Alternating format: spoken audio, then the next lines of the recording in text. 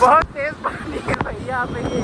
तो अगर आप भी प्लान कर रहे थे इस सीजन स्कर्दू को एक्सप्लोर करने का अपनी गाड़ी पे, लेकिन बिल्कुल भी आइडिया नहीं कि कौन कौन सी जगह विजिट कर सकते हैं अपनी कार में, और स्कर्दू टूर पर टोटल कितना सा खर्चा आया मेरा होटल रूम का, खाने पीने का और पेट्रोल का, तो ये सारी चीजें मैं आपको आज की इस वीडियो में बताऊंगा। तो ये वीडियो आपके लिए।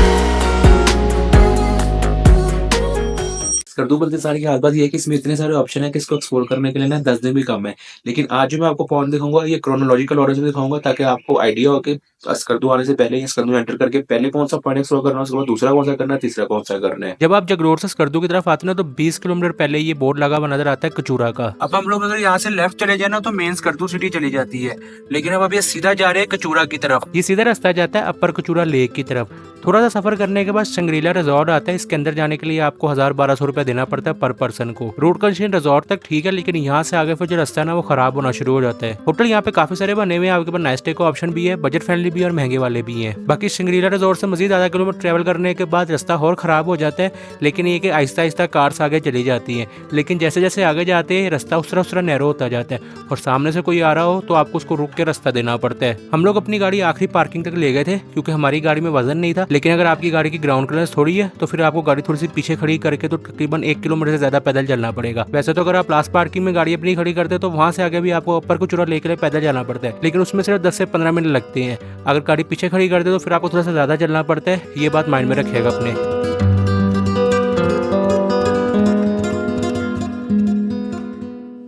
अपर कुचरा लेक पे आपके पास बोट राइडिंग और रिफ्रेशमेंट का ऑप्शन होता है। बोट यहाँ पे 2 तरह की है, एक हाई स्पीड वाली है और एक स्लो वाली है। रेट मुख्तलिफ होता है, नॉर्मली 5 से 6 बंदे बैठते हैं स्पीड बोट में और 4045 लेते हैं। अजय जी पहले हम वहाँ से ना शंग्रीला वाली साइड से आके तो इस तरफ सीधा चले गए थे। अब जो ये रास्ता है ना ये आगे जाता है सोक वैली को। यहाँ से सोक वैली का ट्रेवल डिस्टेंस सिर्फ 1.5 से 2 किलोमीटर है। रास्ता ये थोड़ा सा खराब है, लोग अपनी कार्स लिए तो जाते हैं लेकिन रास्ता आगे जाके नैरो हो जाता है और सामने से आने वाले को भी रुक के रास्ता देना पड़ता है। उसके अलावा कुछ कुछ जगह आती है जहाँ पे कार थोड़ी सी नीचे लग सकती है। अगर आप अपनी कार लेके नहीं जाना चाहते तो आपके पास कचूरा में ऑप्शन है कि अपनी कार खड़ी करके तो यहाँ से प्राडो या ये वाली करोला लेके जा सकते हैं। प्राडो 3-4 हजार लेती है और करोला 2000-2500 लेती है। बाकी मैं आपको रिकमेंड करूंगा अगर आप कचूरा आते हैं तो ये सोक वैली लाजमी आएगा। बहुत पीसफुल जगह है और मेरी स्कर्दू में मोस्ट फेवरेट जगह है ये कचूरा से जब आपने जाना ना तो आपने माइंड में रखना है कि पूरे दिन की एक्टिविटी है, तो इसके लिए आपने पूरा दिन रखना है सोक वैली और कचूरा के लिए। बाकी अभी टाइम हो रहा है तकरीबन 6:30, तो अब चलते हैं अपने अगले पॉइंट पे। स्कर्दू से मैंने इतना अर्ली मॉर्निंग सफर इसलिए शुरू किया था क्योंकि मैंने आज के दिन में तकरीबन 270-280 किलोमीटर सफर करना था और मेरे पास आज के दिन था, तो मेरी मर्जी से ज्यादा एक्सप्लोर कर लो। और इतनी अर्ली निकलने का एक फायदा होता है और एक नुकसान। फायदा ये हो जाता है कि जो स्कर्दू सिटी का रश होता है उससे बच जाते हैं, लेकिन नुकसान ये होता है कि होटल में नाश्ता तकरीबन 8 बजे के करीब मिलना शुरू होता है। लेकिन ये सैंडविच मजेदार था और काफी गुजारा हो गया था। खैर मेन स्कर्दू सिटी से तकरीबन 13-14 किलोमीटर आगे आए ना तो ये चौक आता है। इस चौक की खास बात ये है कि अब ये सीधा रास्ता भी पॉइंट्स पे जाता है और ये वाला रास्ता भी पॉइंट्स पे जाता है। अभी हम लोग ये लद्दाख कारगिल वाली साइड पे जाने लगे हैं। इस चौक से सीधा चले जाए तो आपके पास ये सारे ऑप्शन है लद्दाख को छोड़ के। हम लोग आज खरमांग मनठोका वाली साइड पे जाने लगे थे। रोड कंडीशन की बात करें तो रोड ठीक है, लेकिन जैसे ही आप इस चौक से थोड़ा सा आगे जाते हैं तो रास्ता थोड़ा नैरो हो जाता है। तो यहाँ पे आपने ओवर स्पीडिंग नहीं करनी है, गाड़ी एहतियात से चलानी है। बाकी ये कि स्कर्दू में तो जोंग का नेटवर्क चलता है, लेकिन स्कर्दू से आगे जहाँ कहीं भी नेटवर्क चले तो वो मोस्टली एस्कॉम का चलता है, लेकिन खरमांग में टेलीनॉर भी चलता है, तो ये भी अपने माइंड में रखिएगा।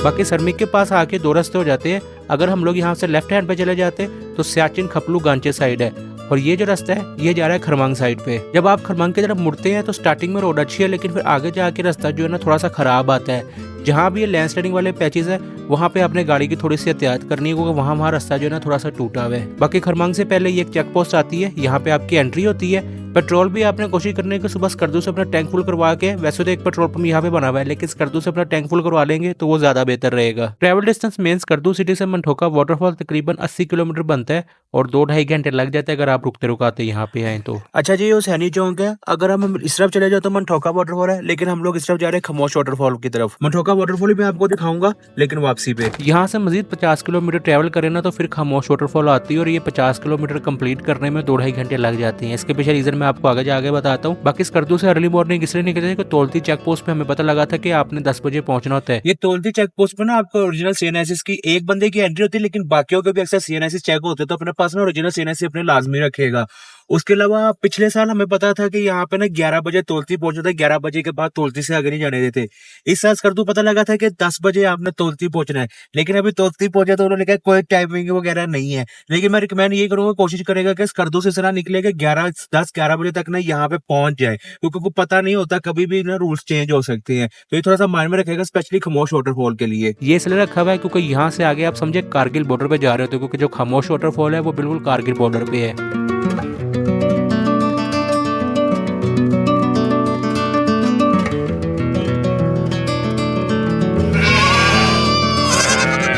स्कर्दू के वेदर की बात करें तो स्कर्दू में दिन में गाड़ी में एसी चलाना पड़ता है, लेकिन इस जगह पे वेदर जो था वो थोड़ा सा बेहतर था क्योंकि सुबह सुबह का टाइम था। जनरली स्कर्दू का वेदर जो है वो अब थोड़ा सा गर्म हो गया दोपहर में। ये पीछे भी इस तरह एक एरिया है जहाँ जहाँ इस तरह पानी है ना, वहाँ इस तरह थोड़ी सी आबादी और ग्रीनरी है, बाकी सारे पहाड़ इस तरह खुश्क पड़े हुए हैं।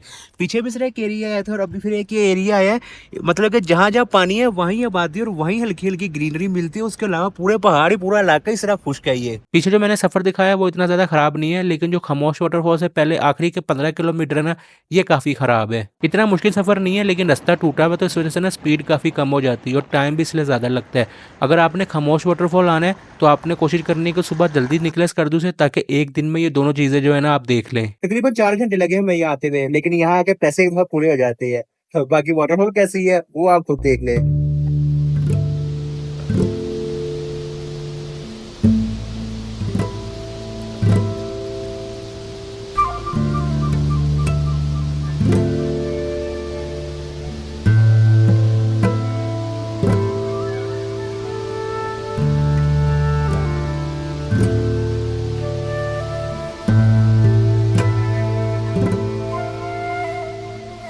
वाटरफॉल के आसपास भी ना काफी अच्छी खुली जगह बनी हुई है बैठने वाली, और यहाँ पे कुर्सियां वगैरह पड़ी है। ये कि कुकिंग वगैरह यहाँ पे अलाउ नहीं है, तो उसका थोड़ा सा माइंड में रखेगा। तो बाकी अब तक का सबसे मुश्किल काम और वो है वाटरफॉल के पास जाना। देखते हैं इस दफा कितना नजदीक जा सकते हैं वाटरफॉल के।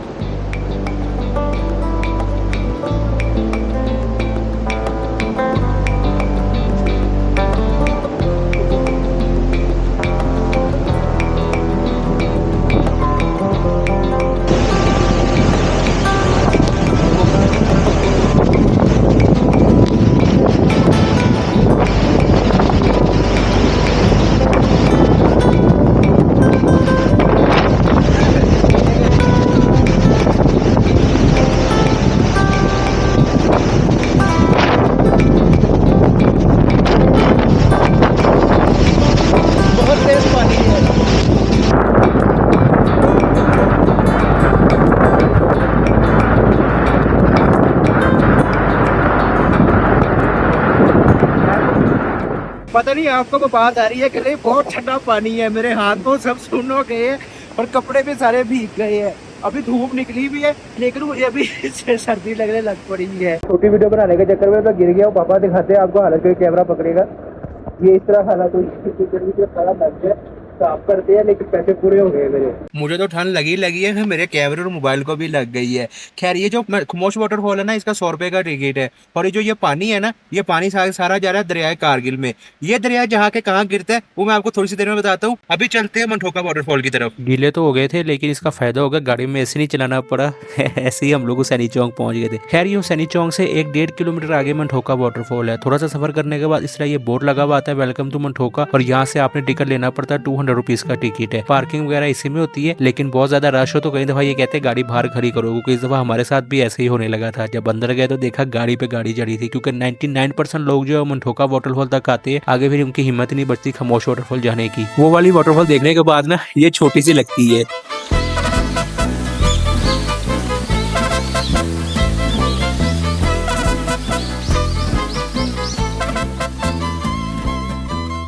नेक्स्ट एक ऑप्शन आपको बस यहाँ पे है, लेकिन जो ट्री हाउस यहाँ पे बना हुआ है उसकी प्राइस थोड़ी सी ज्यादा होती है, तो ये थोड़ा सा देख लेगा। बाकी जो ये वाटरफॉल है ना, ये मतलब कि आर्टिफिशियल है, ये ऊपर पाइप डाल के ना पानी लाए हुए हैं। नेटवर्क मैंने भी गाड़ी में बैठ के चेक किया है, नेटवर्क यहाँ पे कोई भी नहीं चलता। तो अगर नाइट स्टे करना तो ये माइंड में रखिएगा, यहाँ पे इंटरनेट वगैरह की फैसिलिटीज अवेलेबल नहीं है। बाकी अब मैं आपको वो पॉइंट दिखाता हूँ जहाँ पे ये सारा पानी इकट्ठा होता है। खरमंग से वापस सरमी के पास जहाँ 2 रास्ते हो रहे थे, यहाँ के हमने गाड़ी का रुक कर दिया खपलू वाली साइड पे। जैसे ये ब्रिज क्रॉस करते तो चेक पोस्ट आती है, और चेक पोस्ट से 1 मिनट की ड्राइव के बाद ये बोर्ड लगा हुआ नजर आएगा आपको।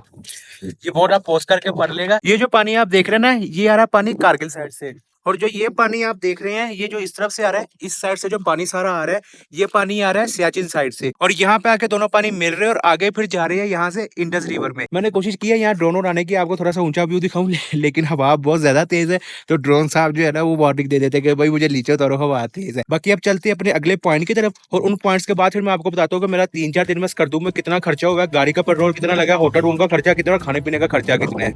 ये वही थारगो चौक है, और सुबह यहाँ से सीधा चले गए थे खरमंग कारगिल वाली साइड पे, लेकिन अब हम लोग लेफ्ट जा रहे हैं शिगर वाली साइड पे। थोड़ा सा सफर करने के बाद चेक पोस्ट आती है, यहाँ पे आपकी CNSA की अगेन एंट्री होती है, और उसके बाद जैसे ये ब्रिज क्रॉस करते हैं तो एक तरह से शिगर यहाँ पे शुरू हो जाता है। और शिगर का जो सबसे पहला पॉइंट है वो है सरफरंगा डेजर्ट।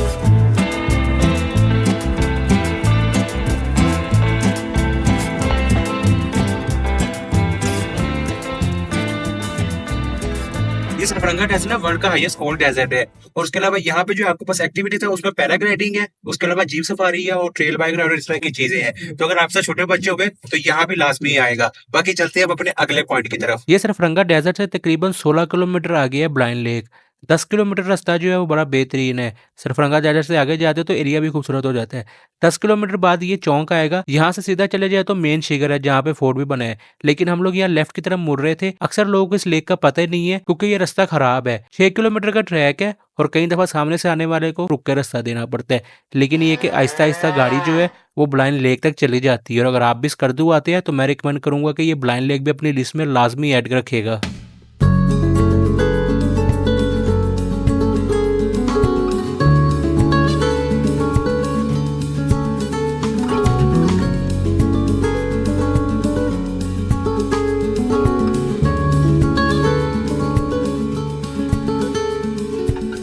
मुझे तो ये था कि सिर्फ हम ही गाड़ी लेके जा रहे हैं, लेकिन नहीं, और लोग भी अपनी गाड़ी लेके आए हुए, एक सिविक आई हुई है, एक ऑल्टो आई हुई है। खैर यार, लेक के ऊपर जाने के लिए आपको 200 रुपीज देने पड़ते हैं, जो कि मैंने नहीं दिए। मैंने ड्रोन से लेक दिखा दी है आप लोगों को। और यहाँ पे जो कैंपिंग होती है उसका सबसे बड़ा प्लस पॉइंट ये है कि यहाँ पे वॉशरूम्स बने हैं, तो अगर आपको कैंपिंग का शौक है तो यहाँ पे कैंपिंग लाजमी करेगा। उसके अलावा आपके पास यहाँ पे बोट राइडिंग का ऑप्शन भी है, उसकी मैंने प्राइस पता नहीं की और ना ही मैंने कैंपिंग की है, क्योंकि ना रश के हिसाब से ना प्राइस ऊपर नीचे होती रहती है, तो फिर इसलिए मैं आपको बता देता हूँ कि यही एक्टिविटीज है। प्राइजेस फिर मैं कोशिश करता हूँ कि आप वीडियो क्या पता 6 माह बाद देखें या 1 साल बाद देखें तो साहब शायद प्राइस और हो, 1 माह बाद प्राइस और हो, तो इसलिए फिर मैं प्राइस नहीं बताता। बाकी इसको ब्लाइंड लेक इसलिए कहते हैं कि जो ये लेक है ना, इसकी आज तक गहराई का नहीं पता लग सका कि इसकी गहराई कितनी है, इस वजह से इसका नाम जो वो ब्लाइंड लेक रख दिया है। और इसके साथ साथ अब मैंने आपको सारी जगह दिखा दी है जो इजीली अपनी कार पे कर सकती है। शिगर वैली में खुद नहीं गया क्योंकि वहाँ पे शिगर फोर्ट और वो मेरा इतना इंटरेस्ट नहीं है। ये कि शिगर वैली भी देखने वाली जगह, तो अगर आपका फर्स्ट टाइम और आपके पास टाइम होता है तो आप शिगर वैली भी चले जाए। मैं मशवरा दूंगा कि जो ये मनठोका खामोश है ये एक दिन करे, और शिगर और ये ब्लाइंड लेक इसको एक दिन पे कर ले, इन केस अगर आपके पास टाइम है और आप उसको देखना चाहते हैं तो। अच्छा जी, ये ताहिर भाई है, नासिर भाई तो मुझे आज भी नहीं मिले, और मैं तकरीबन 2017 में आया था बस कर दूं, और अभी 2025 हो गए, 8 साल हो गए। 8 साल से मैं ताहिर भाई और नासिर भाई के पास ही आ रहा हूँ। तो मुझे तो ये रूम बहुत मुनासिब देते हैं, लेकिन नासिर भाई जिस रूम में अभी हम रुके हैं उसका पर नाइट जब सीजन में रश होता है तो वो कितने का आप देते हैं? नॉर्मली हम लोग को यहाँ पे रूम प्रोवाइड कर रहे हैं 12,500 से लेकर 25,000। और जनरेटर 24 आवर और गर्म पानी भी 24 आवर और वाईफाई भी ठीक ठाक चलता है। जी ना अगर किसी ने आना हो, ईद पे भी आना है तो बुकिंग करवानी, तो नंबर आप अपना बता दें अगर आपको सही लगे तो। जी जी जरूर। जी बता दें। 03445432 जी। इस नंबर पे आप लोग contact व्हाट्सएप इसी पे। व्हाट्सएप पे चले ठीक है। ये ताहिर भाई हैं और दूसरे नासिर भाई हैं, दोनों एक साथ ही होते हैं, तो ताहिर भाई को पहले नासिर भाई कर रहे एक ही बात है। बहुत शुक्रिया। Thank you so much, thank you so much.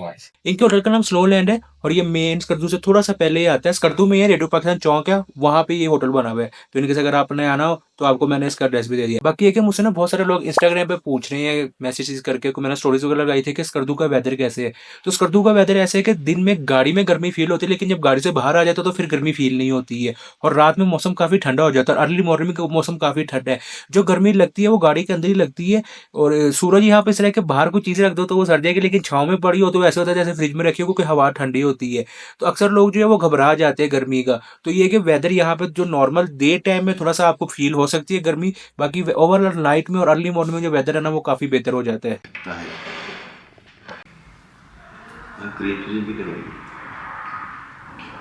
बेहतरीन खाना था, और स्कर्दू में ओवरऑल खाना जो है ना वो काफी अच्छा मिल जाता है, मतलब जो टेस्ट है ना स्कर्दू का मुझे तो बहुत पसंद है। बाकी इस खाने को मिलाकर जो मेरा टोटल खर्चा हुआ है ना 3 दिन में, मतलब फैसलाबाद से यहाँ तक स्कर्दू का जो मैंने सारा स्कर्दू एक्सप्लोर किया, उसमें पेट्रोल, होटल, खाने पीने का सारा जो खर्चा है गाड़ी के तेल का समेत, वो हुआ है 55,600 का। इसमें से 34,000 रुपये मेरा रेंट वगैरह और ये खाने पीने के जितने मैं 3-4 दिन में फैसलाबाद से चढ़ के खाया वो, उसके अलावा जितना भी है 34,000 खाने पीने का, उसके अलावा 21,000 समथिंग 21,600 जो है वो बनता है। अब कुछ लोगों को लगेगा कि ये खर्चा बहुत ज्यादा है, कुछ को लगेगा बहुत कम है। जिनको तो लग रहा है बहुत ज्यादा है तो भाई ये स्कर्दू के हिसाब से मेरा अभी कोई भी खर्चा नहीं हुआ, और जिनको लग रहा है बहुत कम है तो वो कम इसलिए कि होटल जो है वो अपने घर वाली बात है, तो मुझे यहाँ पे सर्विस वगैरह नहीं पड़ता है, रूम का चार्जेस जो है वो बहुत कम है, मुझसे ये कुछ भी खास इतने पैसे नहीं लेते, तो इस वजह से फिर ना मेरे पैसे यहाँ पे थोड़े से बच जाते हैं। जो मेजर मेरा खर्चा हुआ है वो बसों का जो जीप रेंट था वही हुआ है, या फिर जो ये अपना तेल पेट्रोल का है, बस यही है। बाकी मैं थक बहुत गया हूँ तो मुझे ना ज़हन में नहीं है, अगर मुझसे कोई भी डिटेल मिस हो गई हो तो आपने मुझसे कमेंट में पूछ लेना, इंशाल्लाह आपको रिप्लाई मिलेगा। उसके अलावा अगर आप स्कर्दू आते हैं तो मैं रिकमेंड करूंगा कि आपने देवसाई का ज़हन बनाया होगा, लेकिन देवसाई के साथ साथ यहाँ पे आपका भशु वैली का ऑप्शन भी है, और अगर आपने आज से पहले भशु वैली का नाम नहीं सुना था या भशु वैली नहीं देखी तो मैं रिकमेंड करूंगा कि ये वाली वीडियो लाजमी देखेगा।